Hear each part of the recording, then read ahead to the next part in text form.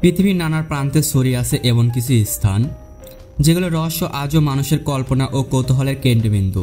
কোথাও হাজার বছরের পুরনো গোলাগাদা, কোথাও মরুভূমির বুকে জ্বলন্ত আগুনের গর্ত, কোথাও হারিয়ে যাওয়ার প্রাচীন শহর, আবার কোথাও আকাশ থেকে দেখা যায় বিশাল আকৃতির রহস্যময় নকশা। এসব জায়গার প্রকৃতির রহস্য আজও জানা যায়নি। গবেষকরা চালিয়ে যাচ্ছে, কিন্তু প্রতিবারই কিছু না কিছু প্রশ্ন থেকে যায়। আজকে আমরা এই ভিডিওতে 5টি রহস্যময় জায়গার কথা যেগুলো ব্যাখ্যা আজও জানা যায়নি।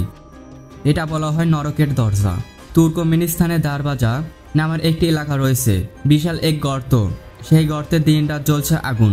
এই জায়গাটি নরকের দরজা হিসেবে পরিচিত। পর্যটকদের কাছে এটি স্থানটি দারুণ জনপ্রিয়। জায়গাটি তুর্কমেনিস্তানের রাজধানী থেকে প্রায় 260 কিলোমিটার উত্তরে অবস্থিত। গর্তটি 190 ফুট প্রশান্ত ও 70 ফুট গভীর।